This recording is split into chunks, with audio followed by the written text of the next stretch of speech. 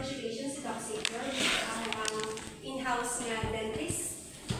So, actually, presentation later on. Okay. So, but he's on his way. So, while waiting for him, I'll give you the tour to the facility and show you what Operation Smile is. Dali. Tara!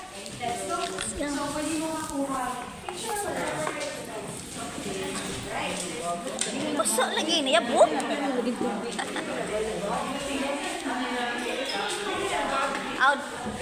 Dibili lang ba? Sige. Ang binong magdadagbag ba? So, muna siyang admin. I wanted to introduce you to our Executive Director and Regional Director for Operation Smile. Good morning. Good morning.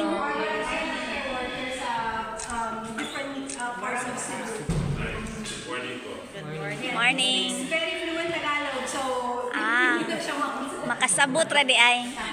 But Bisaya? Tagalog lang. Oo, Tagalog lang. Okay. Okay, so okay, let's start here.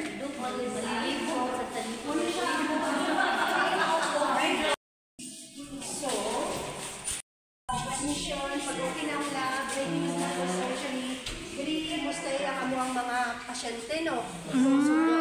So, diri na side, ang among ginalaw is one patient, one kanang bantay. Yes, pero hindi kayo crowded. So, either si lola nimo, si mama nimo, papa nimo, ate ba nimo, auntie ba nimo. So, basta 1:1 na ang ratio. So, 20 beds ni siya. Again, this is 3 off. And then, so, this way. Yung mga sulit ko lang din para ma-mention ano lang. Okay. This area mong doon na side is a psychosocial. So, it's a psychosocial. So, this is the male toilet, WD toilet, side other nice as like ka mga changing outfit nila, scrub suits, anything. So, there is lang sugod padulong sa OR. Okay. This is the psychosocial. Hindi lang tamo kasunod sa OR kay sterile, mga so kulang yung gown.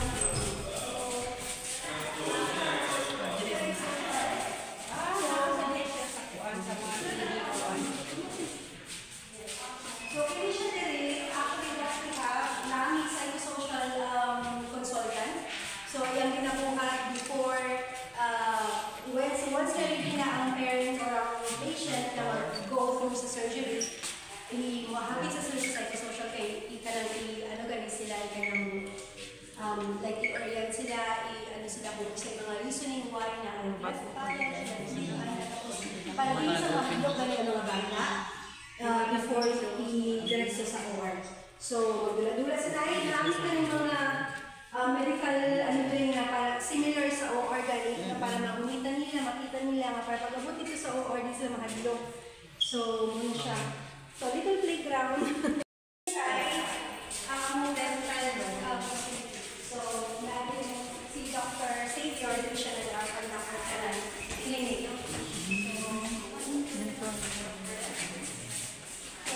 Chair, so anything like ikot uniform, obturator, para sa mga cleft patients natin, so doon niya pinabuhat. So,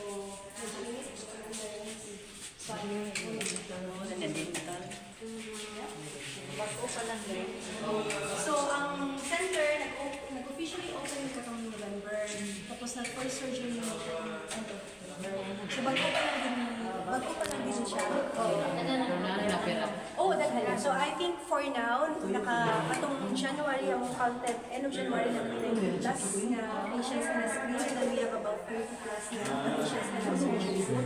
So, bye na. So, din ninyo kayo makita no, but then mo ko siya mo ko par. Okay. Ito pa mo pero sa patio. So, patio na din. So, dali na sa patio unit, lie 6 beds dira. So, after sa surgery, diretso ang pasyente nila and then i-monitor siya sa among PACU nurse and then after na i-transfer siya sa post-op room which is nasa may 20 beds. Same pre o post-op 20 beds.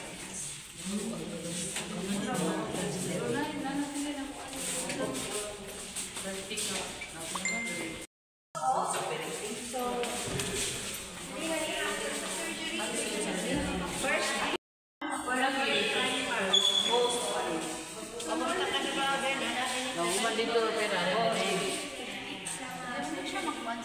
The next day, na-discharge na sila sa mga nurses. So unless nga nahay ka ng complications or nahay ka ng concern, ang mga plastic surgeon ginapastay na sila for another night para make sure na before sila magawas, everything is okay. Walay problema sa tahi, walay problema sa kanang after effects sa surgery. So wala siya. So 20 beds na ni siya ang post-op. So similar na gapon dito sa pre-op nga room.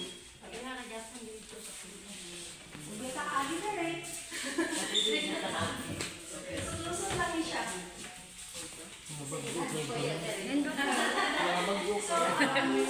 Cuti kayo makagamit pimiruan ni ba? Bago dyan kayo. Lagi nindot sa doy, nindot ilang mga kuan. Bago dyan ilang mga, bago dyan ilang gamit yan. Dagan sa mga sponsor, no? Nindot, oy, Ratex pa. Ligon ilang kuan. Mga bed, room.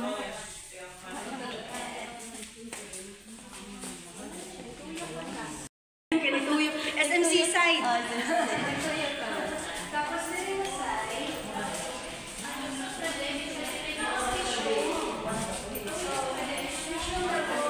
For our management surgery, tapos mo yapon. So nami speech therapies niya kanina. Speech therapy. And then diri sa imong tapad ang nutrition namo ni siya. So sa Chantal na diri every time nga kanang katong mga babies galing nga kulang sa timbang. So dili gina-check ni Chantal, make sure actually tanan nga mga patients mo agi sa iya after sa pidya ang dayon sa nutrition. So check ang timbang, check tanan.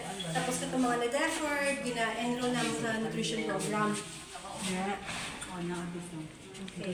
Nindot tayo mga bago sila kuan. Yun, yun na siya. Balik na ta. Balik na ta.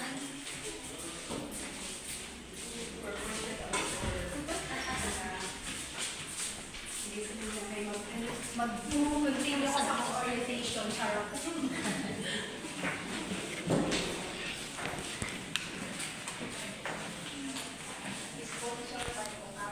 Yes, ma'am. So actually, ang mga units, makikita niyo ang every room na nakabutang ang pangalan, like security bank, like, oh yes. Kaya actually, they were part of our co-founder or founders of Operations Manager are very much in love with Philippines itself. Kumbaga, ang Operations Manager nag-start sa Pilipinas back in 1980s, 84, 82 somewhere. So nag-start, ang first surgical mission nila was Naga. Bago na ka man? Ganyan ka ka? Okay. Naka-register ka? Okay, ikaw hindi ka mayunti.